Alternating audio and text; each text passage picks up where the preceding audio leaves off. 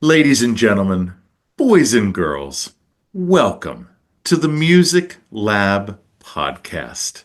My name is Dogg, and I'm so excited to be back with all of you for another episode of the podcast. Today, we are interviewing Miss Lauren Housley. It is nice to see you. Welcome. Oh, thank you so much for having me. Yay. Ladies and gentlemen, don't forget to like, follow, and subscribe to our YouTube channel, our social media pages. That helps us. That helps the bands and artists like Lauren. Also, check out our sponsor. That's RAR Outfitters. RAWR. Outfitters.com. Don't just wear RAR. So, ladies and gentlemen, Miss Lauren Housley, we have had a connection now for over a year since the last time that you played at South by when we saw you at Cooper's, right? Was it the Cooper's was the showcase? It was. Unfortunately, we didn't get to say hi. It was kind of like one of those, we saw your set and then it was like a one and done. But like now we fast forward a year, we went to South by again this year, and lo and behold, I'm in the crowd at the BME showcase, and here is your husband and your guitarist, right? Yes. Mark, Yeah. in the crowd. And I'm like, yeah, like, blah, blah, blah. And they're like, yeah, we're in Lauren Housley and the Northern Cowboys. And I'm like, son of a bitch. And so that's where we are. So, like, talk about your experience at South by when you Yeah. guys played and like what that city means to you.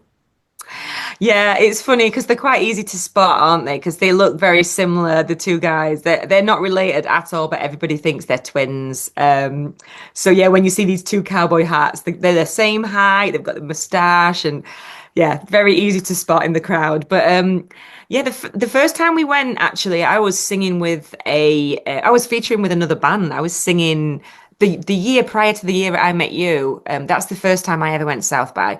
So there's a band from the UK called the Wandering Hearts. I don't know if you know those guys. Yep, absolutely. Amazing, yeah, amazing vocal group. So one of the lead singers was having a baby, and I'd just been on tour with them, supporting them on their UK run of shows. And at the end of the shows, they kind of came over and said, "Oh, we've just been thinking, we've been trying to find out like what we're going to do about this South by opportunity that they've postponed a few years anyway because of COVID and stuff.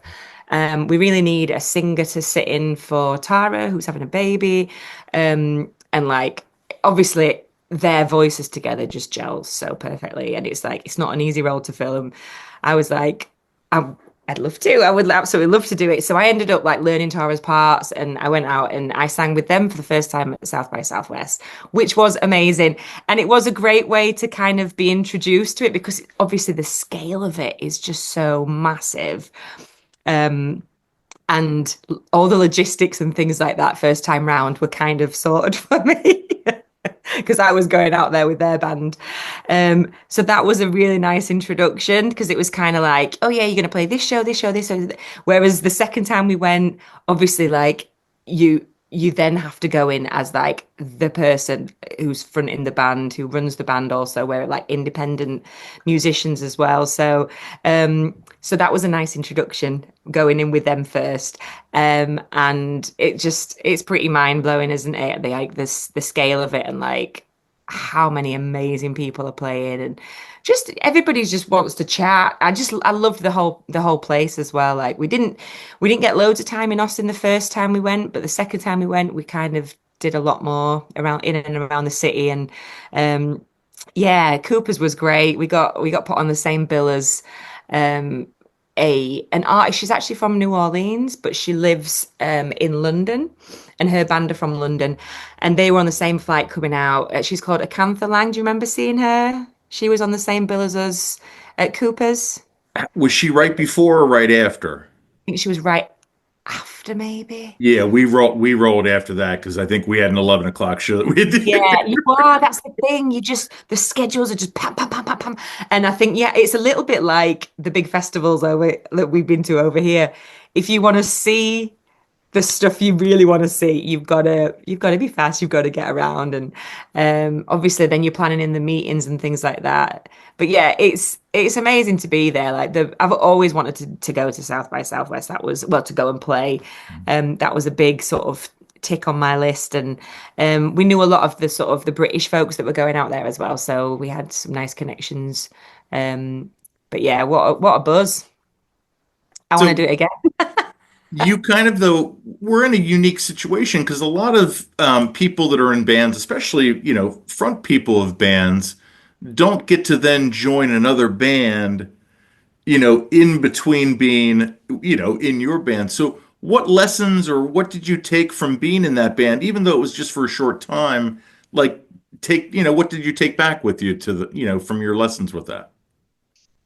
Yeah, I mean it's a totally different style of singing in a way because I guess I tend to I tend to be quite free when I'm singing, and I do like ad-libbing and things like that.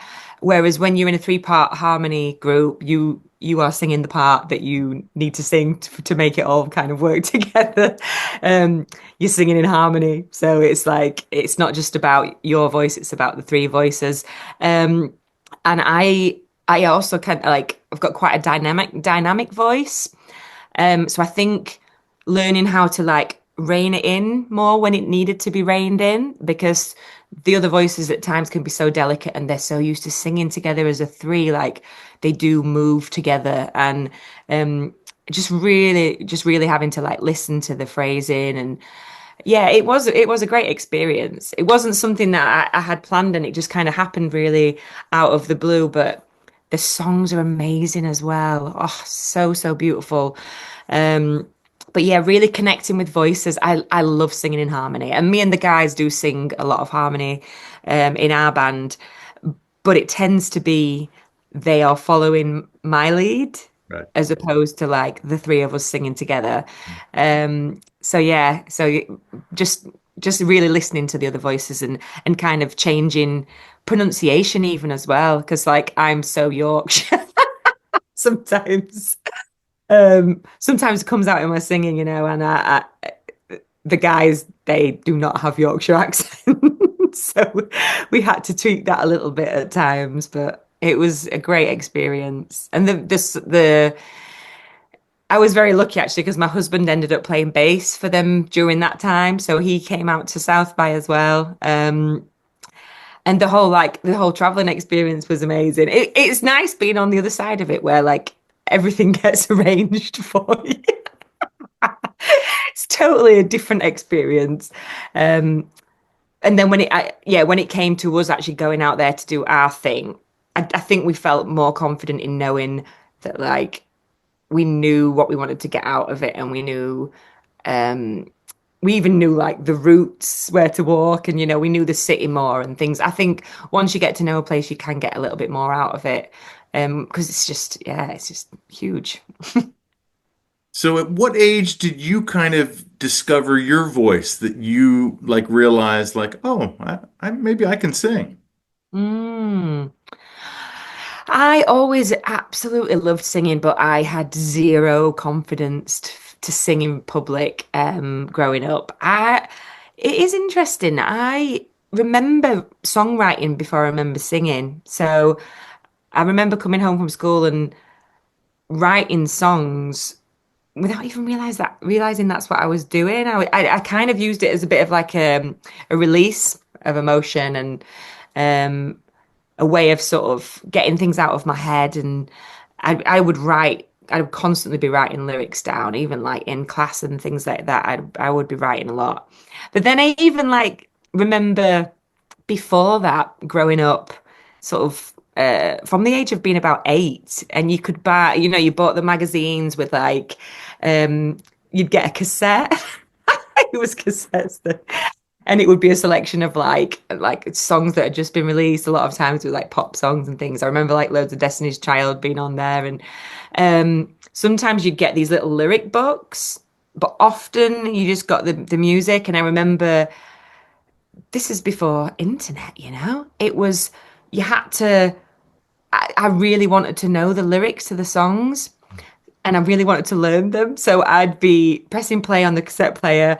I'd be writing down a line, and then I'd rewind, and then I'd write the next line, and I'd rewind, and I'd do that for every single song. Any song that I loved, that's what I'd do. And I without realizing, I was analyzing songwriting techniques and like figuring out how to write songs, I guess. And then I started to do that sort of early teens, maybe 12, 13, 14. Just as a way of like, yeah, understanding my own thoughts and what was going on at school and things like that. And but then the singing was definitely something that I put on a shelf a little bit because I just didn't. I was performing. I used to dance. I was a competitive dancer when I was growing up, and I did a lot of theatre and performance and things like that. But the singing was always like a big one for me. I just didn't quite have the confidence, even though my dad and my sister are both really, really confident singers. My dad's used to always be on the karaoke growing up and things like that. Um, but then the first time I really thought, ooh. I was quite surprised when I sang in front of people for like the first time when I started university. So it's quite late on, I guess. Mhm. And we had to sing a spiritual song.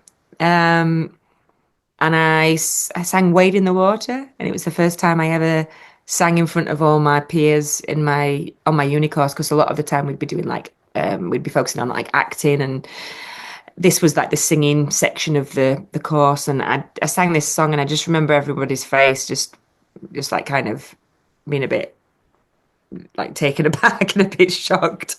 And I think that's when I realized that I had like the soul sort of sound to my voice.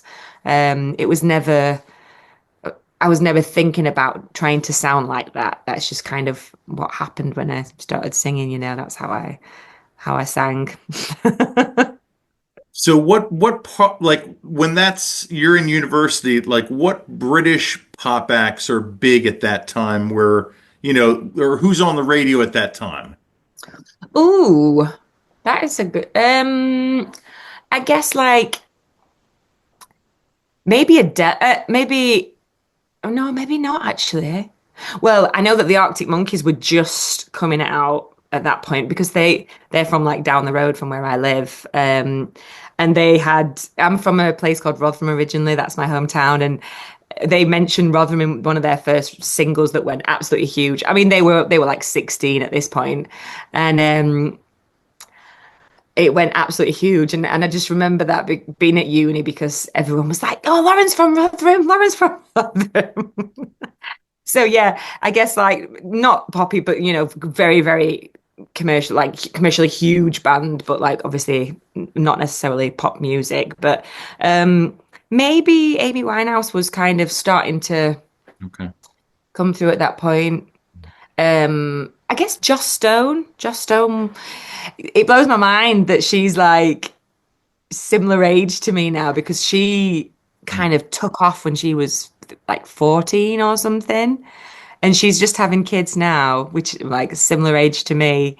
And I follow her on Instagram. She's great to follow on there because she's just very honest about the sort of balancing the mum and um music life. But it's mind blowing because I remember listening to her albums growing up, and I think we might even be the same age.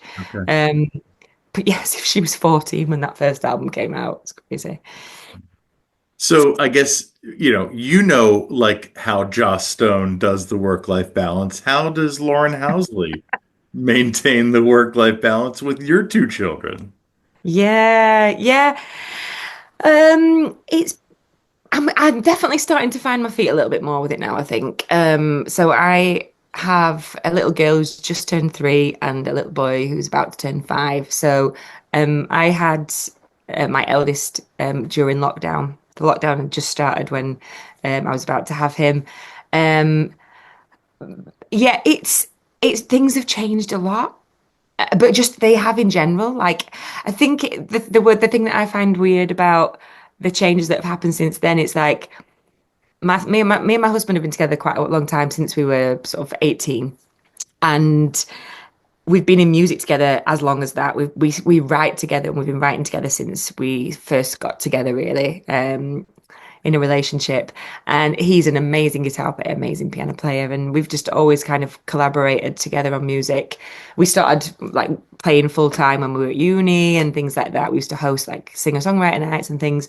Um, so knowing that we both wanted kids is obviously it's always been like, oh, this is going to be interesting how this is going to work because we work together and we travel together and we kind of do everything together. And but we were both very, very sure that we wanted children. And then I was very much certain that I'd be just like continuing work throughout having the first one. I was like, right, we've got this tour planned a month before I was having Noah, and it's gonna happen. We've just released an album, or we've got an album ready to release, and everything was kind of lined up to just kind of crack on. And then lockdown happened. Um, so obviously both of us just kind of lost all our work and everything. And I had to take a step back then because everything stopped. And in a way, it was a massive blessing that it happened at that time because that as in that I had Noah during that time because I got to spend so much time with him for that first year, and it was totally unexpected. That's not what we kind of had in mind, but I got to spend loads of time with him, and that allowed me to kind of adapt to the mother role in a very different way to what I had planned. And then yeah, we wanted two, so we just went cracking straight. We had Josie straight away, and um, it's it just changes. It does change your perspective completely on everything. And I think the thing that's tricky with working in a job like this is, especially we're independent artists as well. Um, it's finding the times to like create. Like the touring is kind of like once it's in, the touring's in the diary, that's happening. You can kind of figure all that out. But it's the creative side that is then becomes it's so important. It is the most important thing, but I think that bit becomes a little bit more tricky because you've got to find the time to do that. And obviously financially, you're not getting paid to create initially. And that's tricky, I think. I don't know if anyone's ever mentioned that before, um but but then you get into a rhythm of it and you remember how vital creating is for not just for you, but as a human being, and how inspired the children feel when they hear us play and when they're surrounded by music and they come to see us play shows, and they absolutely love it. And both of them, they're writing songs already. It's amazing. It's so intuitive and it's so inbuilt in us as humans, I think, to create and music just in general. And it just reminds me that like it's so important. It's as important as anything. Well, it's therapy. It really is. It Form is. of It therapy. really is. Yeah. Yeah, yeah. Yeah, it really is. And like obviously the music industry comes with so many challenges. Um, but yeah, it always is justified by remembering the feeling that you get when you hear music or when you play music, and just yeah, it just makes you feel alive. So let's go back to like, when the pandemic first, started, for me myself, I was terrified because I wasn't sure if I'd ever see like a live show again or be, amongst a lot of people again. Yeah, As a mother, having a child like yeah. come into that, I can only imagine like the thoughts and like the emotions that you were going through. Like as much as you'd like to share, like I would love to hear like what you were feeling like during that time. Yeah, it was. Um, I'm very lucky that I live quite close. At that time, we just kind of moved back to be closer to our parents, and because we met when we were at college, um, both our parents, yeah, they live very, very close to each other. So, there was times where you could go for walks and see each other on walks and things like that. So I wasn't completely cut off. I know if people lived in like a rural area or if they lived really far away from family and just never ever saw them. Like that's again, that's another hugely like challenging thing. But um I just remember feeling really like really scared when we first lost all our work because like obviously straight away it was like this show's cancelled, this show's cancelled, this show, and then it was just the diary is empty, and then it dawns on you that oh, okay, well everyone's still got bills to pay, and how is this going to work? What are we going to do? And I guess this is a really interesting part of our story as a band, because myself and Tom at that time, we were doing a lot of traveling and we were living in a really small apartment in Sheffield. Um, and we just built a studio underneath a food hall in our hometown of Rotherham, which is about 20 minutes from Sheffield. And we'd recorded an album down there. Over the course of about a year, we recorded this album called Girl from the North album, and we were literally going down there every single day and just working on this album. And we didn't, at that time, we were going through a lot of changes where we were living and things like that. And we just didn't know. We knew we wanted to make this album, but we just didn't know what was going to happen with it. Anyway, we recorded this album. We'd done all the photo shoots and everything. We had like everything ready to go. And then the tour was lined up. And then obviously everything stopped, but the album hadn't been released.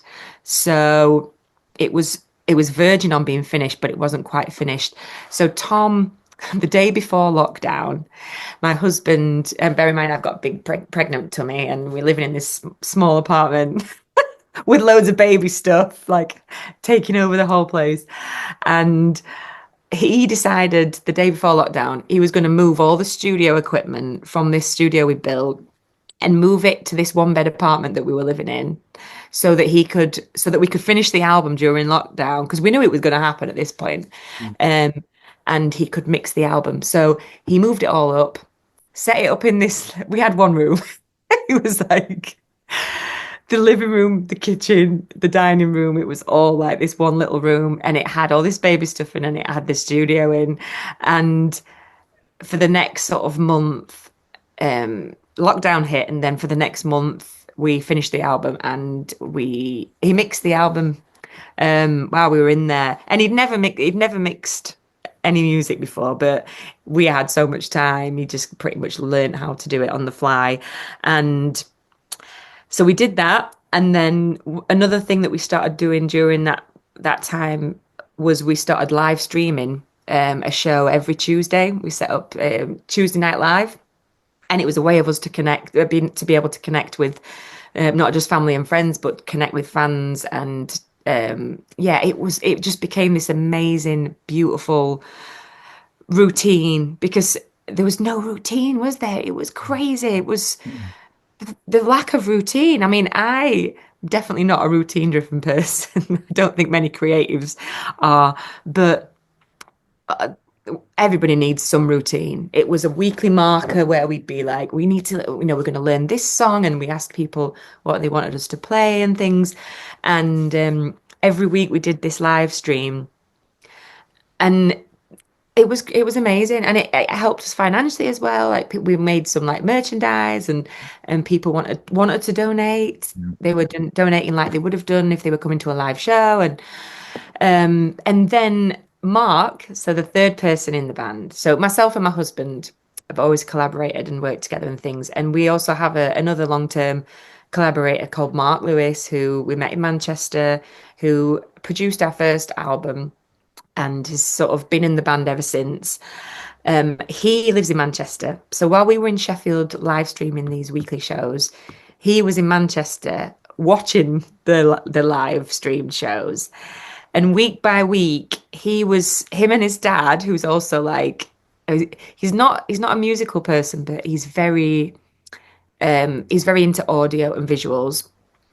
He They were on the other side of it, saying, you should buy this, we should buy these lights, we need to buy this equipment. And we built up this amazing live streaming rig. So it was really professional looking and it just became really like high quality.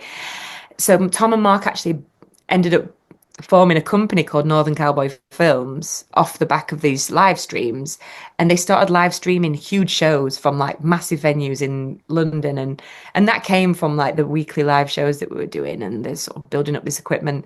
So when I had Noah for the first year, Tom and Mark were working as Northern Cowboy Films, live streaming people like Richard Thompson. They live streamed from the Roundhouse in London, and they did loads of stuff for Americana UK. They live streamed like the award ceremony and things like that.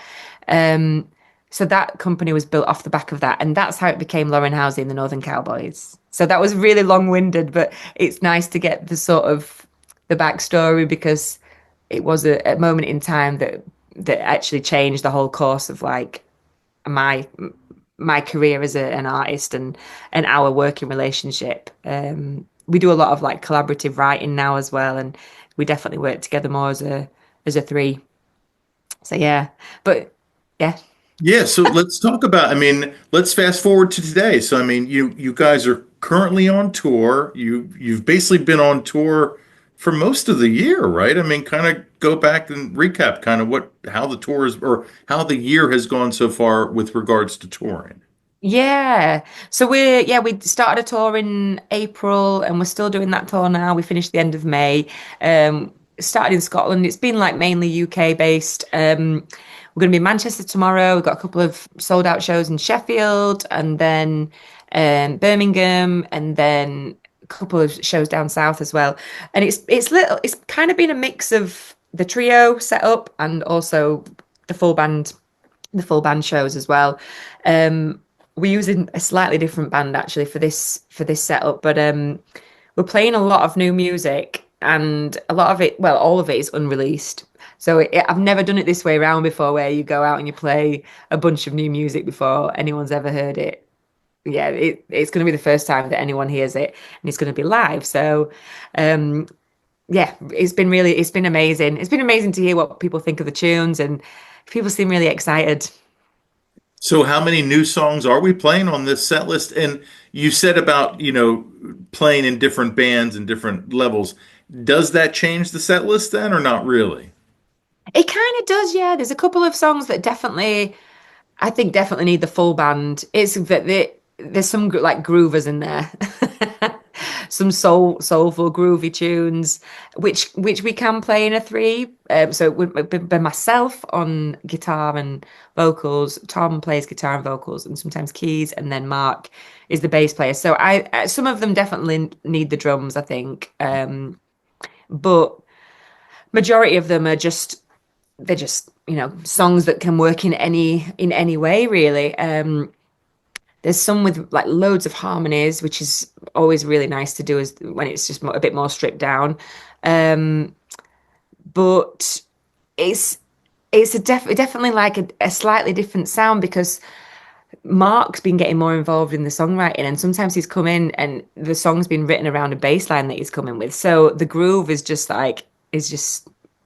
the sort of the initial idea, which is a very different way of writing to what I've done anyway. I'm usually, like I'll sing a melody or sing some lyrics or play a couple of chords on the guitar, and then a song will just kind of come, or I'll battle away at it. But to start with the groove has meant that it's grooving. It's a grooving sound. So how many songs then have how many new songs have you been playing Oh, on this tour? how Yeah. many new songs? Yeah. Um, it's been about eight. So quite a few. Yeah, yeah, yeah. But the list of songs that we've got, the new list of songs is we've got about 75 tunes sitting and waiting. So we need to get cracking. I find it really hard to choose the ones that we're going to record because obviously that is way too many songs to record. But um, when you kind of put everything into each and every song, it's hard to give them up, you know? They're like your children, right? I mean, Yes, got yeah. 75 children. When I say this statement to you, I want you to tell me your take on it. So a lot of artists and bands, when leading up to when you actually release either an album or a song, Mm. they're yours, right? But Mm. then once you release them, they're not yours anymore. What does that mean to you? Yeah. I mean, I love that evolution of song. And to be totally honest, I I get more out of my songs when I see what how it's moved other people. You know? Because I think quite a lot of the time, previously anyway, my songs sometimes do feel very personal.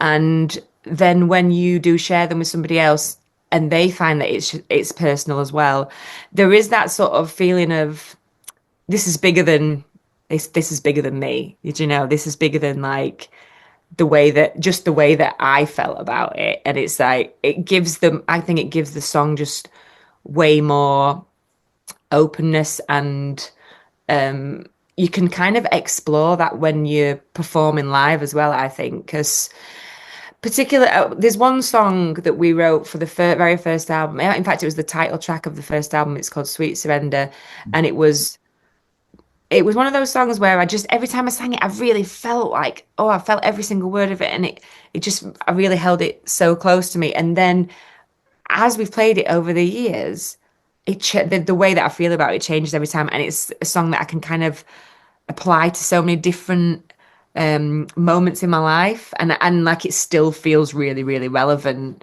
even though I'm in a totally different place to where I was when I first wrote it. So I think it's that feeling of like this song is like way bigger than just me, or just us. Um, and I love hearing it what it means to other people. That's kind of the ceiling of like the whole creative process. It's like, yes, this is what it's for. Yeah, well, we've made it now, right? Yeah, yeah, yeah. Because there's nothing more frustrating than writing a song and recording a song and then people not getting to hear it. I think that's yeah. It's never a nice feeling. It's not happened to me that much actually. But I know some people record whole albums for like labels and then the whole thing gets shelved and I don't. Yeah, that must be a pretty horrible experience because you do put everything into it and it is a moment in time and you want it to have an impact and you want it to reach people. So one of the reasons or one of the ways to do that, of course, and I've heard so many bands and artists tell me like, a great song is only a great song if people hear it. Totally. So the social media side of it, all of that aspect, the advertising, all of that, how Mm. much do you allow yourself to, use time for that? Yeah, do you know what? It is so important these days. It really is. And I'm still getting my head around it. If I'm being totally honest, some people are amazing at it and they get it and it's become like that kind of becomes their whole business, their whole business model is just like is the people that follow them on Instagram or and like that is what's happened now. That is the way that music is shared. And it's amazing really if you think about it. It means that anyone's got access to it and people, you do find things that you like that you never would have discovered otherwise. So like there are so many positives to it. But it's I'm definitely more of like a one to one sort of person in that respect, like the talking to camera and things like that. I do it, and I'm getting better at it. But I always have to remember that there's humans on the other side of it because I love that, I love that connection to humans. But when you just feel like you're doing something that's just going into the abyss and it's not being seen by anybody, or, you're not getting much response and things like that, it can be really disheartening if you're putting a lot of time and effort into it and money as well. Um, it can feel disappointing, but the more you do it, the more the algorithms love it, apparently.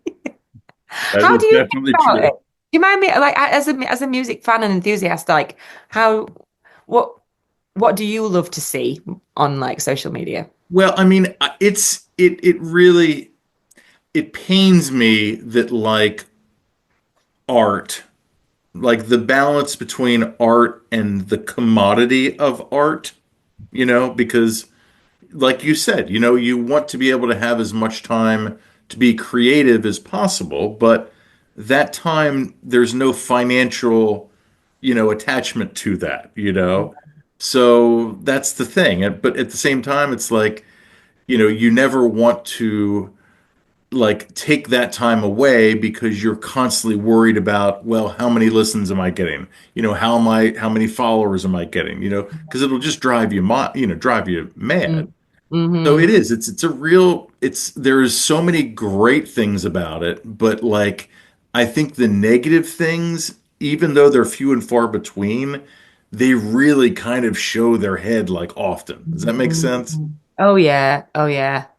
Yeah, I think like the sort of mental health thing comes into play a lot like now with, and I think it is a little bit to do with the pressure that you feel to just make content as opposed to make art, and I think a lot of creative people just question it a lot, and I feel like because it's still fairly new as a like as a platform and as a ability to connect with people, it's still quite a new thing, and like generations haven't quite adapted fully to it yet. I don't think whether they will, I don't know, but it doesn't feel natural yet for me.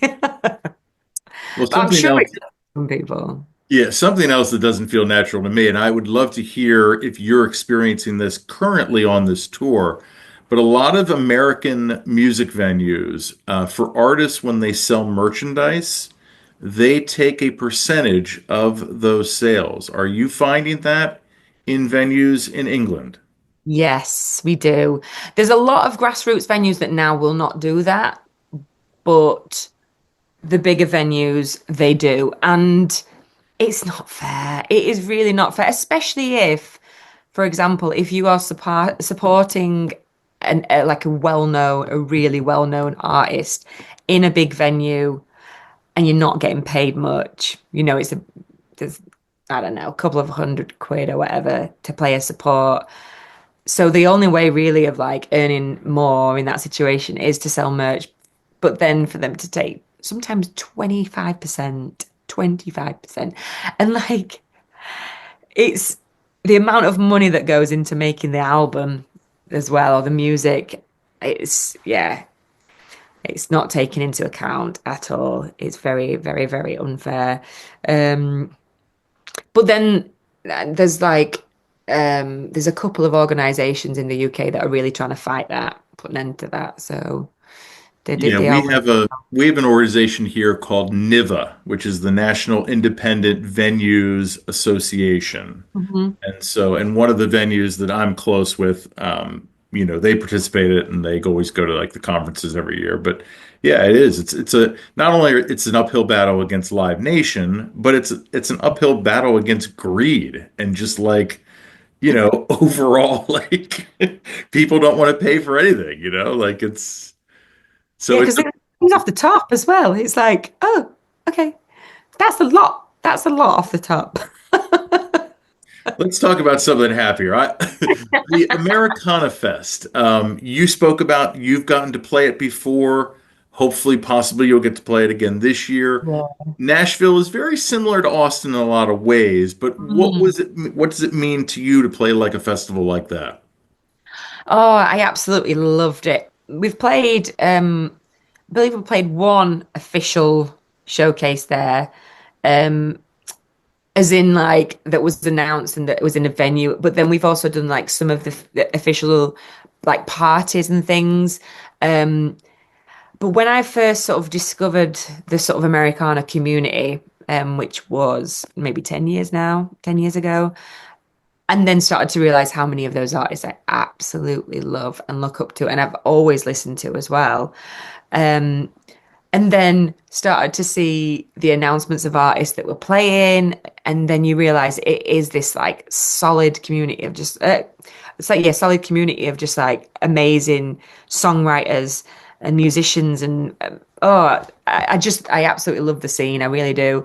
And to go out there and play was amazing. I feel like I've definitely been embraced by this community. First kind of got into it when Bob Harris, do you know Bob Harris, Whispering Bob Harris? Mm-mm. No, he used to host a show called Old Grey Whistle Test. Um, he's a broadcaster now, and he's on Radio 2 and things like that. But he's always supported like emerging artists, and he used to play loads of Americana artists on his show. He's like late time, like nighttime show. So we'd be driving home from gigs at two in the morning, and he'd just play loads of Americana artists, and we were like, What is this scene? Like, this is so good." And then we found out about the Americana UK Association, and then that's how we found out about the American side of it. But loads of people that go to it and that are part of it now, are, like I regard as like really close friends, so become a big part of the community. But it's amazing. Like you can buy if you go in there as like a fan, just a fan of music, you can buy a ticket. It's not very expensive. I think it might be like $120, and you can go to any of the shows. And there's hundreds of shows. There's like rooftop parties and industry showcases and songwriting rounds, and then there's loads of like conference stuff in the day. And it is a big gathering of like, yeah, people that I want to be surrounded by. Well, and someone like that was I, right? You got to meet him. Yeah, that was the Talk first about that thing I ever experience. went. Yeah, that was so great. We bumped into, I think it was his guitar player, and we just got chatting about they were showcasing, they were doing an official that year, and they were new to it all as well. And maybe it was a second year we'd been. Maybe we knew a little bit more about how to sort of, plan the sort of different events and things like that. And he was like, he said, "Oh, this is A." And we were like, "Oh, hi, nice to meet you." And what do you do? And he told us that, and we told him what we did. And he said, "We don't really know where we're going, what we're going to go and see now, and what are you guys going to do?" And I said, "Oh, we're going to see this like old school soul singer. Um, if you're into that kind of stuff, then you'll really really love it." And Betty Lavette was playing. And he was like, "Oh, okay, yeah, yeah. Might see you there, might see you there." And then we went to this gig, and I looked over, and he'd come to see the gig, and then afterwards he was just like, "Oh, whoa, thank you for telling me about that," because that was like mind blowing. But then we kind of stayed in touch a little bit loosely since then, but we didn't really cross paths. And then not last September, but the September before, we both played the 30 Tigers Gospel Brunch at the same time. And we caught up, and then he said, this is a full circle moment, Lauren, because the night that he came to see the Betty Lavette gig, he looked over and he saw David Macias from 30 Tigers, who runs 30 Tigers, and he knew who he was, I think, already, and he'd seen like interviews with him and things like that, and was really interested in signing with the 30 Tigers, I think, and he met David Macias that night, and then ended up signing to 30 Tigers, and then we were both on the 30 Tigers Gospel Brunch, however many years later, together. So that was pretty cool. It's just like those small little moments of meeting people that, yeah, I love the interweaving, people kind of go, "Oh, even just come and see this gig," or "Come and see this gig," and you don't know who you're going to meet, and you just throw yourself out there. That's what these things are about, though, Yeah, like the showcases and things, the conference. networking. You've just got to get out there and talk to people. And I try and avoid like feeling the industry pressure of it all now, because I really want to go out there and just like, yeah, meet loads of inspiring people. whatever they do. And a lot of the time it's the songwriters and the musicians and connect with them and hopefully we'll create together at some point. And yeah, but it's just about making mates, I think. Well, I mean, you just met somebody, right? Let's talk about that experience, Oh right? yeah. Hopefully she's going to be my mate. Yeah, so on Monday night, myself and the Northern Cowboys went down to London for the Mary Chapin Carpenter was doing a an evening with, and it was half like she was being interviewed and chatting about her life, and she was sharing some of the new songs live from the new album. So it was like it wasn't it was an industry thing, but people had bought tickets to be there, and it was oh, it's one of those moments where, as you know, London is not easy to get to from where we live. It kind of is, but then with the kids and everything like that, it's logistically it can be a little bit tricky. Um, and when we got invited down, I was like, 100% we need to go to this. We need to go to this. We've been listening to loads of Mary Chapin recently, and I was like, we need to see her live. I've never seen her live before. And yeah, and then we drove down and did that. And yeah, some of the things that she spoke about on the evening with bit were just mind blowing. It was so inspiring as a songwriter. I don't know how many people in the audience were musicians and songwriters, but I was like, this is just what I need to hear. She had so many words of wisdom, but also like, oh, she was talking about one of the songs from the new album, um, A Girl and a Dog, I think it's called. And she was talking about how she saw this woman. I mean, she probably shouldn't be sharing her story because she's not shared it yet. But she was talking about she saw this woman and a dog, and she kind of made up this story about this lady being a creative. And then she sat back and she felt quite sad because she felt like she wanted to be that person. No, like she really wanted to be that person. And then she realized that she is that person. And like she'd made up this story about this woman that she felt so like she longed for that. And then she realized that's, and I think there's so much power in that feeling, acknowledging where you actually are right now and like seeing it for what it is. Yeah, the power of now. It was amazing. Yeah. But I got to meet her afterwards and say hi and say thank you for the inspiration and things. So yeah. Yeah, that's pretty sweet. So another thing that's pretty sweet is you got your visas, right? So talk about that because it was quite a process, I hear. It took a lot longer than we planned. We started the process over a year ago, and then it took a long time to get approved first time round. Just that there was a lot of backlog from, I think, from COVID actually. And then we just got it approved. So on Monday, I was double celebrating, seeing Mary Chapin and also collecting the US visas. I had it in my hand. So yeah, we're going to be coming out and playing some shows in July, end of July. We're going to head to Brooklyn and we're playing 4 or 5 shows in Brooklyn, and then we head to Wisconsin to play a festival called Mile of Music in Appleton, where we'll be playing a few shows there. So that's going to be the first trip. We've been over to the States loads of times to do the showcases and things, but this will be the first time touring. So it feels very, very exciting. It's a big place though. I would imagine that Appleton will feel more like home than Brooklyn. Really. Someone So said it, it's really green, apparently. Is that yeah, right? yeah, yeah. And a lot of great cheese. Ooh, I Yeah, like cheese. yeah. Wisconsin is That's known for good. their cheese. And like I told you, like off camera, like the Mile of Music Festival, from what I've heard from bands and artists, like it is the greatest. Like if you Oh, want your teeth cleaned, if you want like a massage, like yeah, like like that they too. take yeah, they take it all like medical services are there. Like they, if you want a haircut, like they give you a haircut. Yeah, I've heard this as well. You've got to get in there fast. You've got to sign up for everything, I think. Probably, yeah. But yeah, it's yeah, I've heard that they just take such good care of their artists, and like all the venues are busy. Like there's never a venue that doesn't have anyone there, and I think because it's such a big event in that area, everyone just flocks out, and it's free. It's completely free.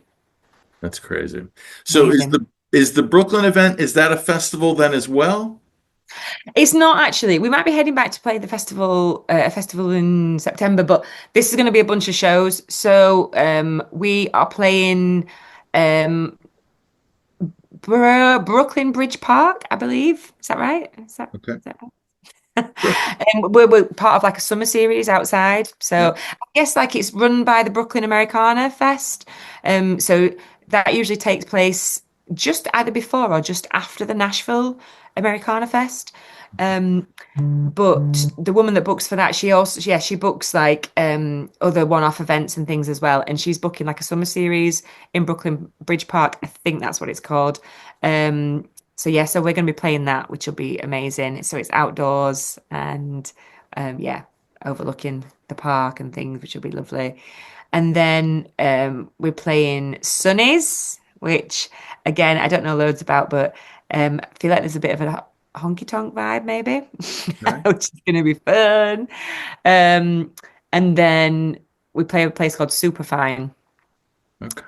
Yeah, which is like they have live music. I think it's every day, but this is like a super fine brunch. So people come and they have brunch and you play your music for them, which Yeah, sounds nice to me. I I can't think of anything better than mimosas and Lauren Housley, right? Sounds great to me. So let's talk about, I want to talk about favorite covers that you like to play or covers that you're currently playing on this tour and favorite covers that you've done in the past. Yeah.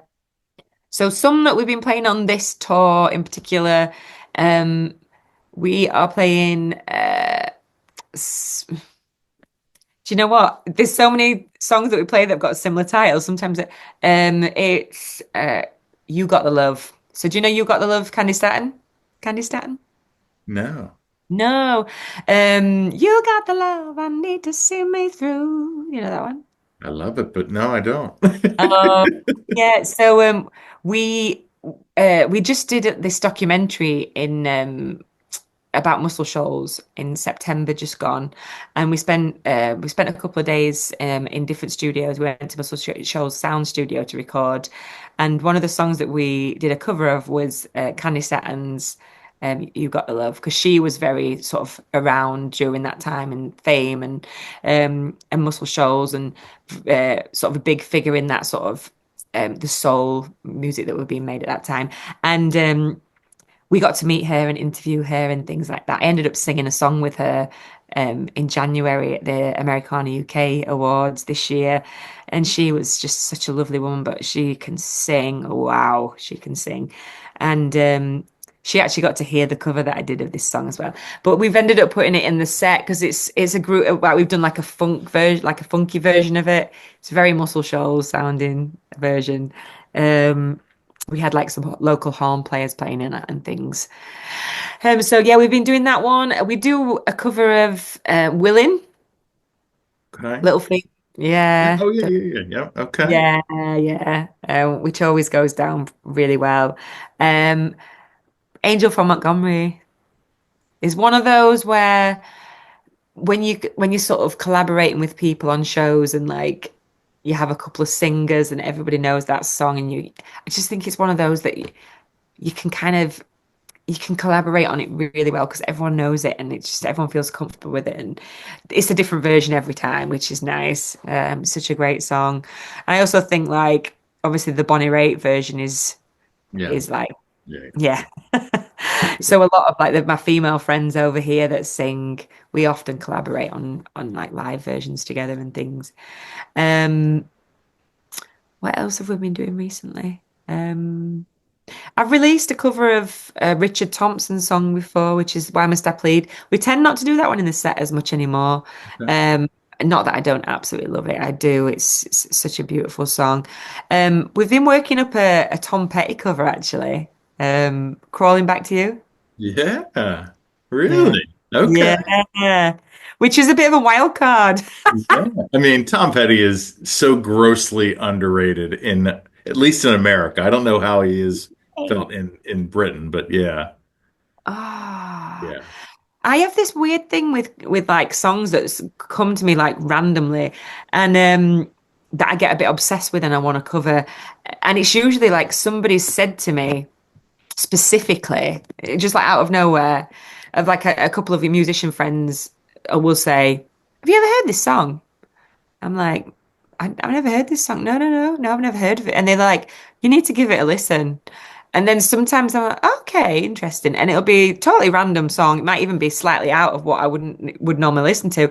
And then I hear it and I kind of I hear why they've suggested it to me because it's like there is something quite soulful Mhm. about like the melody and the lyrics and or the groove and like it kind of fits with what I do in some way. I don't know, but there's these songs that sometimes just come to me really randomly, and that was one of them. A friend of mine, I was telling him that I was struggling to write lyrics during a session, and I was just like, oh, I'm just having one of those days where the lyrics just are a bit stuck, and he said, oh, you should give this song a listen, and I was like.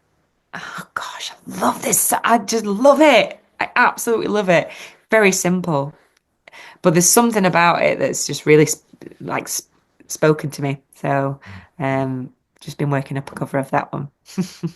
So you don't know anything about me, but I will tell you this, that I like Britpop for me, like early 2000s, like was just like my heyday. Like you will not believe, like, Star Sailor, Travis, Yeah.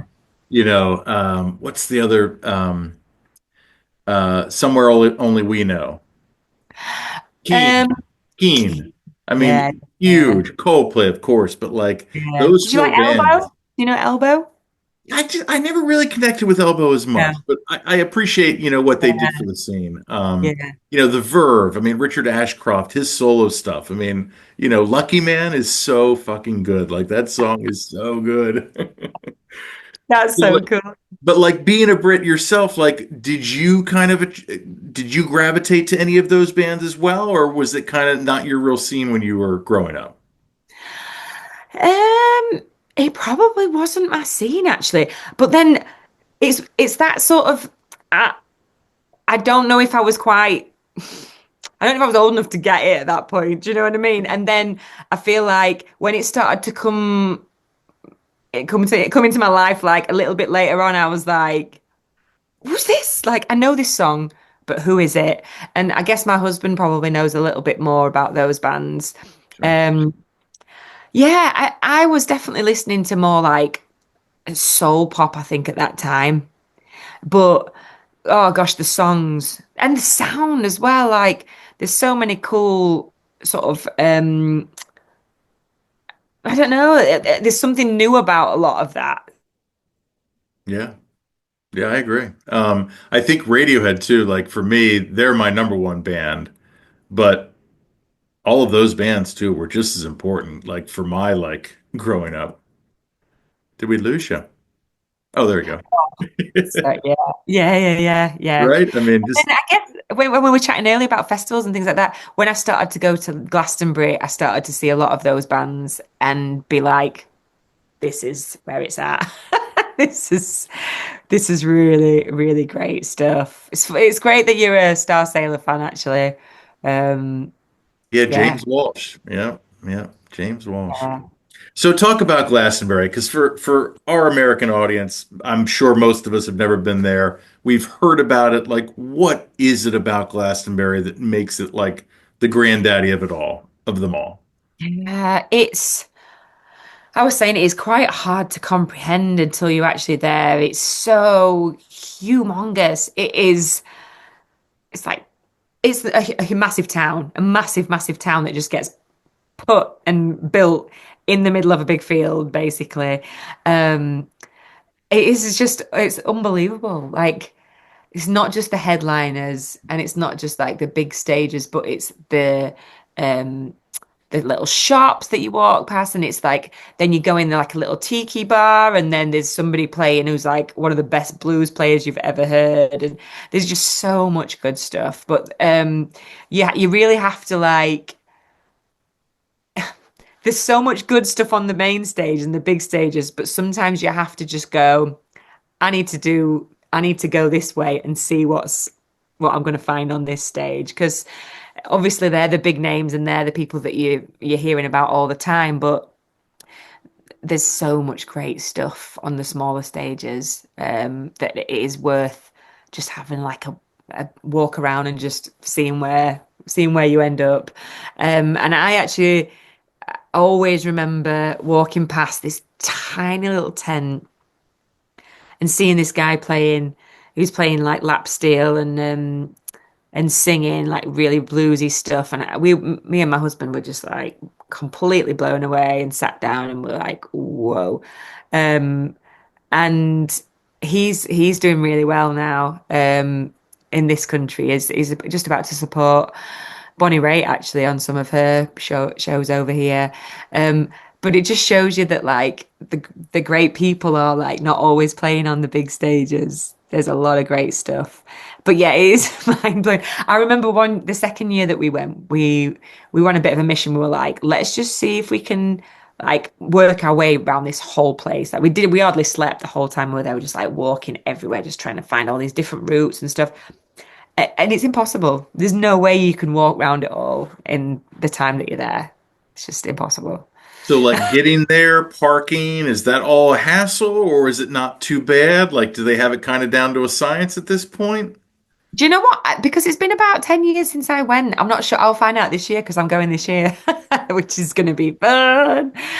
But the year that we went, I'd read loads about it and we ended up getting the coach down and I'd built myself up for like queuing up for hours, walking for hours. I'd read about it. I was like, oh, it's going to be a mission, but when we get there, it's going to be amazing. And we got the coach there, and I'm not kidding. The coach dropped us off at the entrance. We got out of the coach and we were like the only people there. And we just walked straight in. You show your ID and your ticket and you just walk. We would just walk straight in. And I was like, is this the first stop off point? Is there like going to be a couple more like stop off? And they were like, no, you just camp wherever now. And I was like, that was that was it. I built myself up for like a 5 hour wait. I got loads of snacks and everything, but there was none of that. We just walked straight in. But I think the coaches, I think that's a pretty good way to get in. Yeah, that seems to be the way Yeah. to go. We're driving this year, so I'll tell you about it when that happens. So, what does your fans have to expect then from, I mean, we've talked a lot about new music, but is there anything going to be released from now until the end of the year and maybe like any tour dates that we can talk about? Yeah, so we're finishing this tour. This tour has been about like playing the new songs basically, feeling them out live and seeing what goes down and having fun with it. Because sometimes that ends up changing the whole process of like the recording, you know. Um, so get this one out of the way, and then we've got some festivals in the UK through summer, and then we head out to the States at the end of July. We're going to be out there for a couple of weeks. And then we're probably going to be back in the States in September. In terms of music releases, I can't give you a definite date, but there is going to be singles coming within the next sort of couple of months. So there's definitely going to be new music coming out very, very soon, but we're just sort of sealing it. I don't want to announce anything until I know it's all ready. Yeah. But yeah, I'm so excited to get some new music out. Feels like it's been a while. It has been a while. But we're in and out of the studio. We've got a studio just sort of 5 minute drive from where we live in a place called Kellam Island, which is actually when I mentioned Arctic Monkeys earlier, it's one of the famous places where they used to rehearse. But the rehearsal studios during lockdown ended up getting they couldn't be used because obviously rehearsal spaces were getting locked down and things like that. So we moved into one of the studios and Tom and Mark ended up building the whole thing, and we've turned it into like an audio visual studio, so we can record like high quality videos in there as well as the audio. And we just got a tape machine and stuff. So we've been in and out there loads, but it's just getting it all signed off and finished now. Yeah, that's exciting. That's really Yeah. exciting. I mean, to be able to like not have to answer to anybody and to like someone else's schedule. I mean, that's Yeah. huge, right? It is. It is. Sometimes I just like I just forget because that's the way we've always worked and we've always like recorded ourselves and it's all been very sort of in-house. I do forget that that's like yeah, that's not how everybody does it, and I'm so grateful that we've built it up over a long time, and yeah, Eh, it's expensive building a studio. Yeah, I believe it. But it's worth it. It is worth it to have that freedom and like other people come in and record in there as well now and again, but it's not a commercial studio. It's Right. primarily a studio for creating our music. So then what does the Northern Cowboy Film Company have anything in store then for the rest of the year? Yes. So they just filmed the Mary Chapin Carpenter show on Monday, which is cool.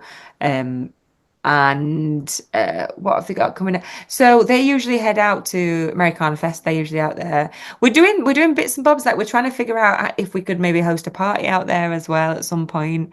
Um, but yeah, we do a lot of different things. Like for some of the showcase events, previously we've hosted like warm-up parties and things like that. So who knows? Maybe we'll end up doing one of those. If not this year, maybe next year or something. Um, but yeah, they just filmed and recorded the whole of the Muscle Shoals documentary, which has not been released yet, but it is finished and it's amazing. It's absolutely amazing. So that's still in the works at the minute. But yeah, very, very busy and in and out of the studio with various people, really. Tom also plays in a band called Reverend and the Makers. He's just started playing guitar for those guys. They're a Sheffield band, they're pretty big. And they're playing Glastonbury as well, actually. So yeah, we're all very busy doing various bits and bobs. Yeah, I'm doing a lot of songwriting at the minute as well for other people. So yeah, Exciting, right? Exciting times. it is very exciting. We're excited to come out to the States. I'm not going to lie. That's been on the cards for a while now, and it's finally happening. So we're heading out a few times this year. Well, Yes. I am excited as well now that you have told me that you're playing in Brooklyn because Yeah. we can definitely make that happen. I will, Oh, especially if you're playing four shows. Yeah, that definitely gives us a chance. I get moving. yeah. Yeah, you'll Oh, have to give me the that'd be dates. That'll be lovely. great. I would love that. Yeah. Well, Lauren, thank you so much. Not only do you have a great name, because it's my sister's name, but Ah, you're a great person. I appreciate you doing this, and thank you so much, and best of luck. thank you so much for having me. Oh, I'll see you soon, hopefully. Sounds good. Ladies and gentlemen, don't forget to like, follow, and subscribe to our YouTube channel, our social media pages. That helps us. That helps the artists and bands like Lauren. Also, check out our sponsor, RAR Outfitters. That's RAWR, outfitters.com. Don't just wear, RAR. And as always, ladies and gentlemen, I've been Dog. You've been great. This is the Music Lab podcast.